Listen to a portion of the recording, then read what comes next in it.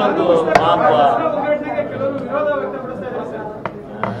ನೋಡಿ, ಕೆಲವ್ರಿಗೆ ಏನಾಗಿದೆ, ಬರೀ ಭಾವನೆಗಳ ಜೊತೆ ಚೆಲ್ಲಾಟ ಆಡಿ ಸಮಾಜವನ್ನ ಒಡೆದು ರಾಜಕೀಯ ಬೇಳೆ ಬೇಯಿಸ್ಕೊಳ್ಳೋದೇ ಕೆಲವ್ರಿಗೆ ಉದ್ಯೋಗ ಆಗ್ಬಿಟ್ಟಿದೆ.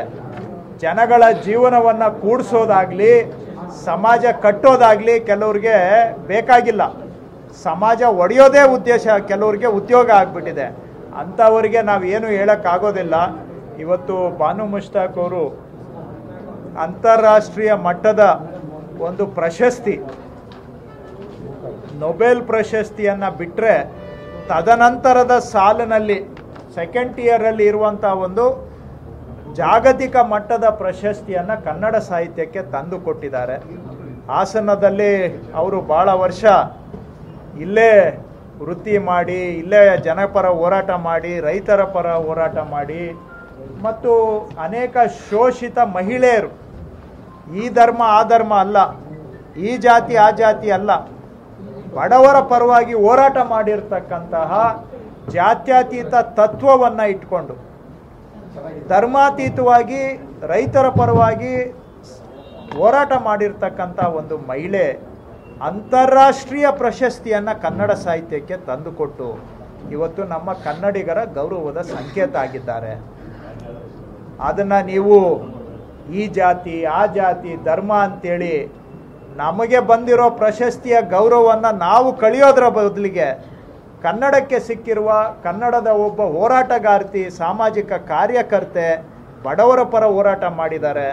ಅವರು ಯಾವ ಜಾತಿ ಧರ್ಮಕ್ಕೆ ಸೇರಿದವರಲ್ಲ, ಕನ್ನಡದಲ್ಲಿ ಬರೆದಿದ್ದಾರೆ.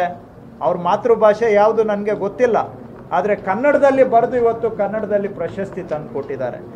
ಕನ್ನಡಿಗರ ಅಸ್ಮಿತೆ, ಸ್ವಾಭಿಮಾನ, ಗೌರವ, ಸಂಭ್ರಮದ ಸಂಕೇತ.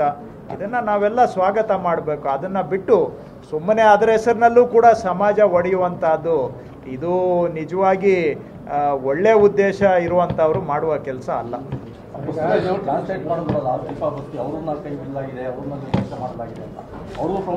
ಅವರು ಅದ್ರ ಬಗ್ಗೆನೂ ವಿಚಾರ ಮಾಡೋಣ ಬಿಡಿ. ಆಯ್ತು, ಮೊಸರಲ್ಲಿ ಕಲ್ಲು ಹುಡುಕೊಳ್ಳೋಕೆ ಹೋದ್ರೆ ಎಲ್ಲದರಲ್ಲೂ ಕಲ್ಲು ಹುಡುಕ್ಬಹುದು. ಇವತ್ತು ಮೂಲ ಬರ್ದಿರೋಂಥವ್ರು ಅವರು ಆಯ್ತು ಸಲಹೆ ಕೊಡಿ, ಅದೇ ಸಲಹೆ ಬಗ್ಗೆ ಏನಿಲ್ಲ, ಆದರೆ ಅದನ್ನ ಹಿಡ್ಕೊಂಡು ಇದನ್ನ ಟೀಕೆ ಮಾಡುವಂಥದ್ದು ಸರಿನಾ? ಬರೀ ಟೀಕೆ ನೋಡಿ, ಕೆಲವ್ರಿಗೆ ಟೀಕೆ ಮಾಡೋದೇ ಉದ್ಯೋಗ ಆಗ್ಬಿಟ್ಟಿದೆ. ಅಂಥವರಿಗೆ ನಾವು ಏನು ಉತ್ತರ ಕೊಡೋಕ್ಕಾಗುತ್ತೆ?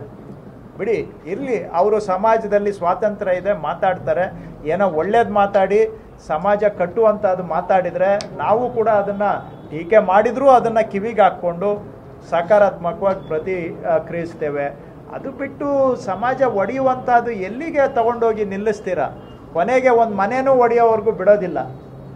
ಒಡಿತಾ ಹೋದರೆ ಸಮಾಜವನ್ನು ಎಲ್ಲಿಗೆ ಬಂದು ನಿಂತ್ಕೊಳ್ಳುತ್ತೆ? ಏನು ನಾವು ಕೂಡಿ ಬದುಕಬೇಕಾ ಅಥವಾ ಬರೀ ಒಡೆದಾಡ್ಕೊಂಡು ಹೀಗೆ ಕಾಲ ಕಳಿಬೇಕಾ? ಬದುಕೋದು ನೋಡೋಣ.